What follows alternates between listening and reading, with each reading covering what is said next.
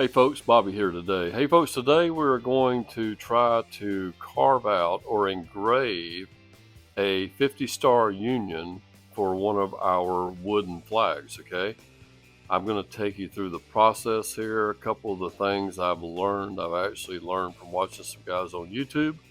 So I want to put it all together here today and just take you from start to finish on engraving some stars. So stay tuned. Alright guys, this is what we'll be using today is our XTool D1 Pro. Quick disclaimer, this thing does have flashing lights. If you have a medical condition that prevents you from watching lights flashing erratically, please do not watch this video, okay? And just wanted to give that little warning out there before we get started. You are welcome to listen to it, but I don't want nobody to endanger themselves. Guys, we have a file here.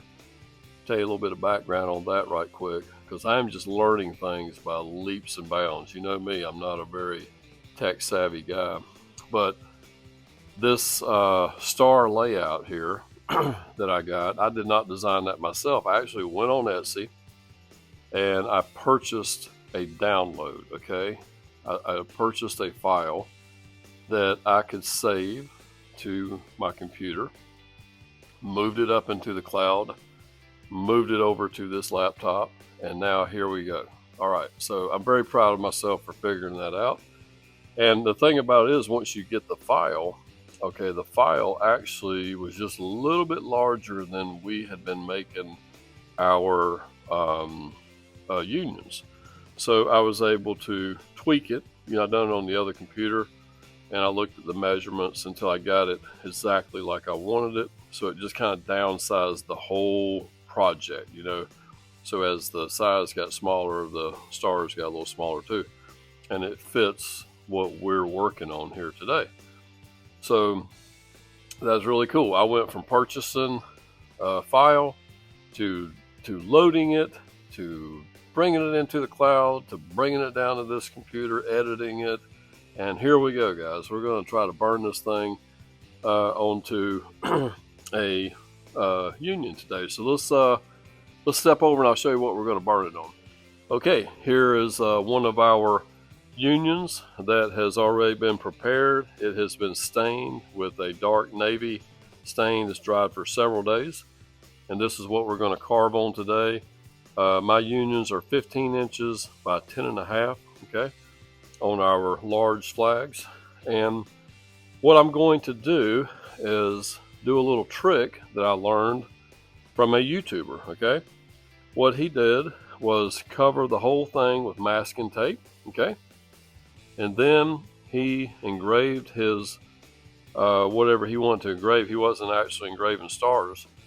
But, and then after that, because it'll actually burn through the tape, burn through the wood, and then we've got a nice masked over surface here, ready to shoot a coat of paint on, okay? So that's what we're going to do today. And so stick with me, and I'll take you through this process.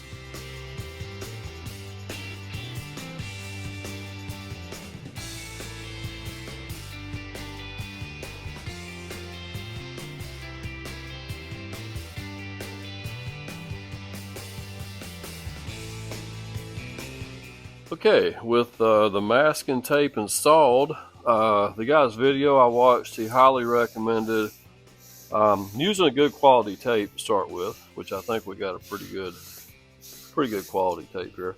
And we're going to take like a Bondo spreader here, and I'm just going to press down and try to squeeze this sucker down here as tight as we can. We want this to adhere very well to where we don't get any paint blow underneath the tape when we get ready to shoot the paint on later, okay? So we're just going over with this regular Bondo spreader. You can pick these up at any of your local part stores that sells any type of paint and body product. Probably the same place where you bought the masking tape. And that looks like that actually. Hear it down pretty good. Let's do it a time or two more, and we'll be ready to move on over to the laser engraver. All right, let's move on over and see what happens. Okay, I'm going to go ahead and put this piece in here. The limits of this machine, I think, is about 16 inches by 17, if I'm not mistaken. And I don't know which way is which. I think it's longer this way than it is this way. So we want to make sure that we don't hit any of the stops that would actually keep it from completing the project, okay? So I'm going to square it up on here. Matter of fact, you know what? I'm almost thinking I want to go to this line, but maybe not. I don't know. Let's go to this line right here. And what I'm doing is I'm gauging by this grid that I have taped down to the table, and it keeps me to where I got a place where I can square things up. Now this machine has a little kickstand on the side of it, and I can already tell that I need to move the laser up. I'm going to loosen it. I'm going to pull up on it, and you heard it kick in place there. I'm going to lower it down. I know I'm not showing you this exactly on this one, but we're going to get that measurement there like we need it. I'm going to kick up the kickstand, so our distance between the laser and the project is exactly where it needs to be, okay? So now let me, I'm going to pause the video for just a moment, and I'm going to try to get this thing kind of somewhat set up, and then I'll show you how I do it. Now over here at the computer, I want to show you what I've done here so far, guys. As you can see, our size up here, we're like width-wise almost 14 inches by 9 and a little over 9, about 9 and 5. Ooh, I just touched something. Why did I do that?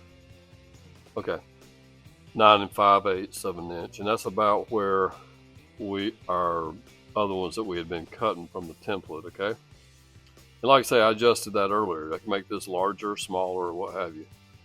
Over here, I've got it in Engrave mode. We've got our setting on 100% full power and our speed at 50. That actually should cut pretty deep for us, because I want to make sure that we're cutting through the tape as well. Okay, so now real quick, I'm just going to go ahead and move this on into framing.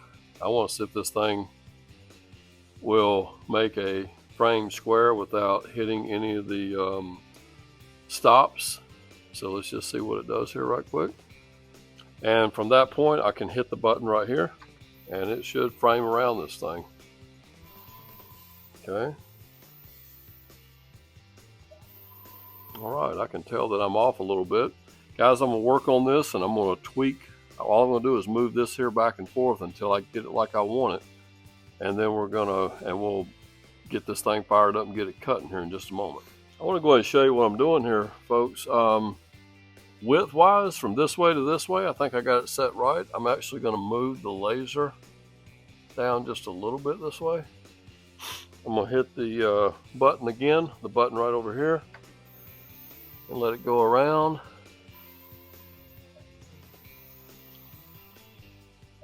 Man, that is looking really nice right there. I want to make a couple pencil marks here just to kind of confirm my thoughts on that. And can't really mark it up here. I can eyeball it. Let me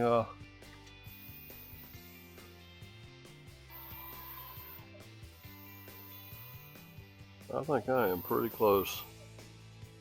I'm gonna look at it one more time.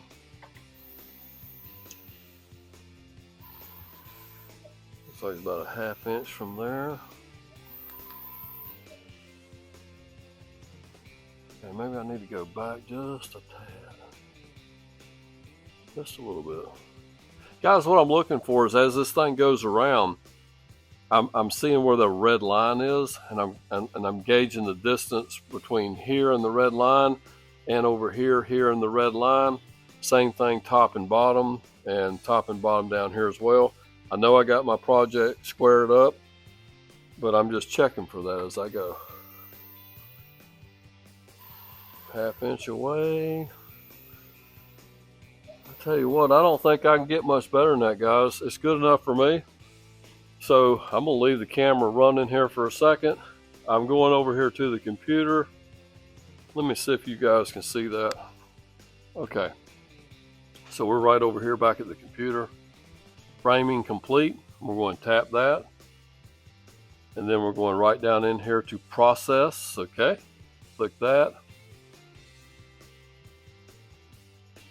And then we're going to go right up here to start. Okay. Now before I hit the button, I'm going to cut on my air supply. Okay.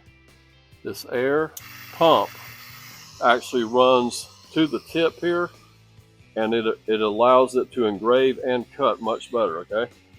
So here we go. Everything's set to go right here. All we got to do is hit the button right here. So bam, there we go. And she's getting ready to take off.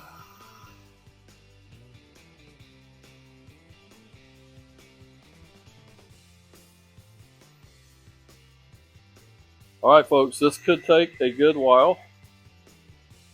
I'm not exactly sure how long it's going to take. But I'm going to set you up on time lapse, and we'll see how it goes.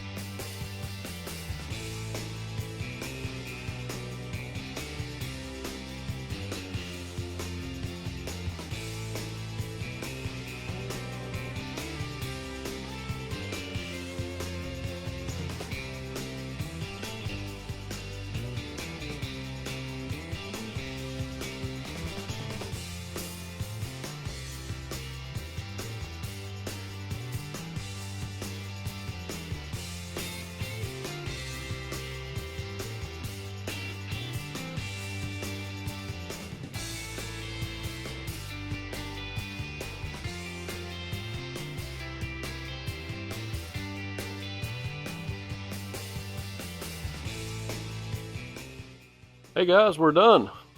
Finally. This thing actually took 4 hours and 19 minutes, which is a little longer than I expected. I maybe should have cut the speed up a little bit because it definitely burned deep enough for what I needed to do. And so maybe I had that speed on 50. I should have probably kicked it up to at least 60. That would increase the time by 20% faster. Anyway, we might have been able to go a little higher. But hey, this is our first one. So we're going to go ahead and it's done a great job. We're going to go ahead and pull it off of here, shoot a couple coats of paint on it, and let it sit up for tonight. So let me get this thing out of here. Okay, hey, we're ready to put a coat of paint on here. What I have here is just some Rust-Oleum semi-gloss enamel white in a can. It's a couple years old. I'm gonna test it just to see how it sprays out. Looks like it does pretty good. Okay, and I'm just gonna put a couple real light coats on here, not trying to get too heavy or too crazy. Now, I did take the air blower and I kind of blew it off, make sure there was no dust or anything on it from the engraving. It seemed to be pretty clean, but I blew it off with compressed air anyway. So here we go, guys.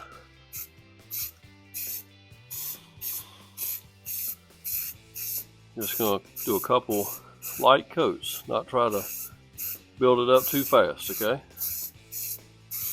And hopefully we can get it to color up pretty good. You know, it's kind of funny because one of the things I was thinking about would be if I had a little small sandblaster, I could actually come in here and lightly blast the black off of the stars. If I could do it to where it wasn't strong enough to burn the tape off of there, I could actually get the wood color back for the color of the stars. Might be something that we experiment with going down the road. So I'm going to let that dry a little bit, and we're going to keep putting on some light coats till we get coverage.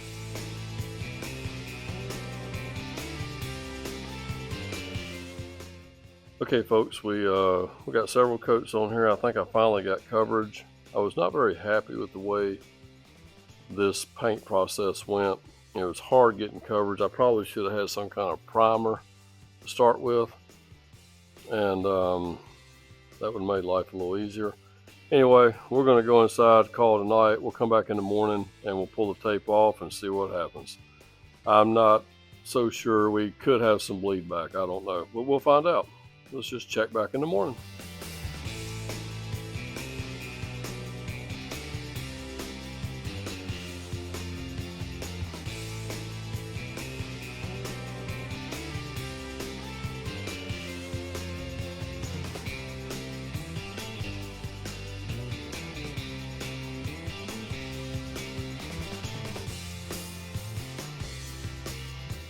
Okay guys, hey, we're here on day 2 of this project, and I've just actually brought this thing in last night and let it dry better in here, and we just now picked off all the tape, as you saw by the little time lapse. And guys, I'm not 100% happy with the way this worked out. I think next time I will use a brush on acrylic paint. Because the guy's video that I watched, that's actually what he recommended using. It dries quicker and you don't get as much bleed. If you notice, if you bring the camera down real close, Nathaniel, you can see that there is a little bit of bleed here and there that kind of worked out the edges. And I think what I can do here in several more days, I'm gonna let this paint really cure out really good. I think I can take a light sanding, probably like a piece of 2000 grit on a block, and I can just kind of rub across here, and it might hit all of those spots and straighten up all these edges here. That's what I hope I can do here in the up and coming days, and then we'll just leave this one just like it is. But I think in the future, you can put the camera back on me for a minute. I want to close out this video. To the good people out there, thank you for watching the video. I think in the future, I will use a different method as far as I will not be grinding or burning the stars quite as deep. I will cut my speed setting up a little bit, and I think what I really want it to do is actually cut the tape, burn the tape totally away, and then burn just barely into the wood is all we necessarily need to do. I had this thing set, and it took 4.5 hours to do this, and that's just a little bit extreme. And I know we only have a 10-watt laser, so if we had a more powerful laser, it actually would go a little quicker than that. But we got what we got for right now. And so guys, just a few tips for you. I hope you learned something from what did not exactly work perfect for me.